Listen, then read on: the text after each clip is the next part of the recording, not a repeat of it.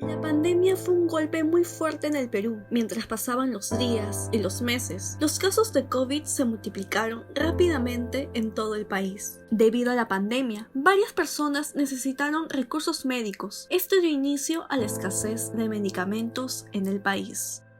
La mala preparación.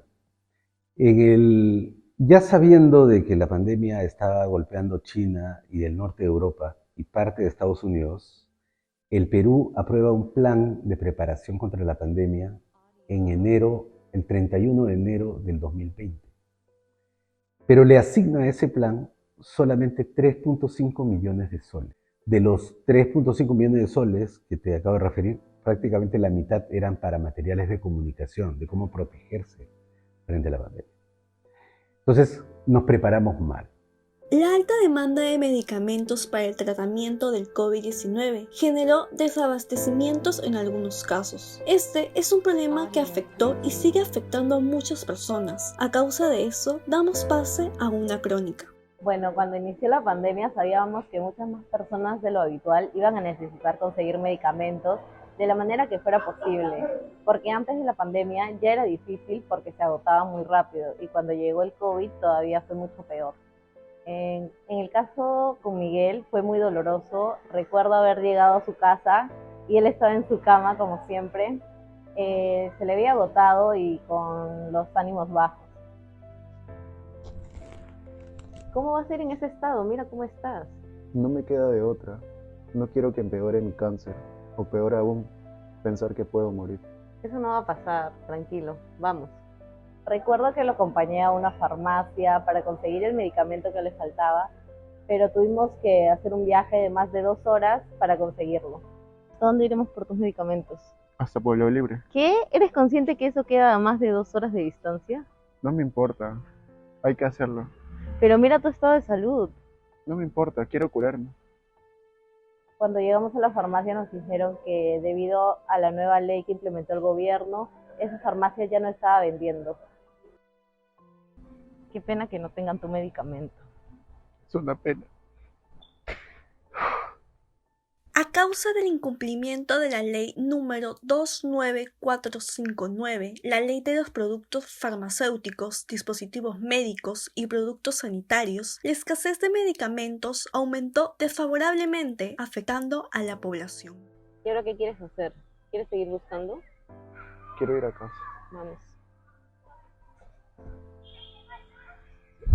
¿Qué pasa? Miguel, ¿qué pasa? Miguel, ¿estás bien?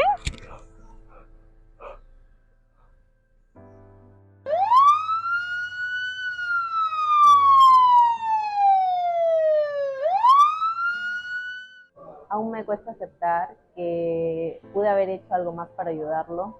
Aún siento culpa por la muerte de Miguel. Tal vez si hubiera insistido en que se quede en casa, él podría seguir aquí conmigo.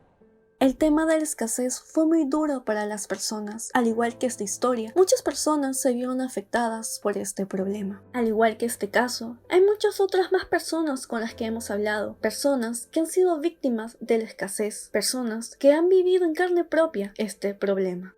El tiempo de la pandemia fue un poco difícil para mí porque estaba en un tratamiento oncológico y tenía que conseguir mis medicamentos para las quimioterapias que no se podía conseguir. Me mandaban de un hospital a otro hospital y no había. Yo llegaba al hospital, me decían, no llegó, no hay medicamento. Unos me decían, los laboratorios no están haciendo medicamentos. Otros vueltas me decían, el gobierno no está dando los medicamentos. Total, no lo podía conseguir por ninguna parte, ni en el privado, ni en el estatal. La escasez es y sigue siendo un problema que ha golpeado a mucha gente y ha matado a tantas personas, ya que muchas de ellas tenían enfermedades graves y por la falta de medicamentos, lamentablemente terminaron falleciendo. Todos me mandaban al hospital 2 de mayo, me mandaron por Coique, también me fui a Coique, en pleno tratamiento que yo estaba de conseguir el medicamento. No lo pude conseguir y nunca lo pude conseguir. Y ahora también, ahora igualito. Por ejemplo, tengo para hacerme ¿cómo se llama? Para hacerme un hemograma, que tengo que conseguirlo reactivo. Y no hay ese medicamento reactivo. Y afuera me dicen que no hay, que está caro. Esto no lo puedo conseguir. Y en el hospital, en Linen, no hay ese medicamento. Nuestro país llegó tarde, llegó con poco y muchas veces desorganizado, como está pasando con el dengue en este momento. Y el más horrible de los rostros de esa falta de acción del Estado, o la acción tardía y débil del Estado, fue la escasez de un medicamento esencial, el oxígeno. El oxígeno nos dio un revés muy rápido en Loreto. Posteriormente, en el resto del país, las largas colas de nuestros compatriotas buscando oxígeno de manera desesperada y los pacientes falleciendo por la falta de un medicamento esencial. Entonces, eso da cuenta de lo mal preparados que hemos estado y de lo mal preparados que continuamos estando. Sí. Para el oxígeno, por ejemplo, durante la pandemia compramos 400 plantas de oxígeno y hoy día la mitad de esas plantas están paralizadas. Si nosotros no tenemos un Estado más grande y moderno, vamos a tener permanentemente que el Estado no es capaz de entregarle a las personas lo que necesitan, por ejemplo, para tratar sus enfermedades.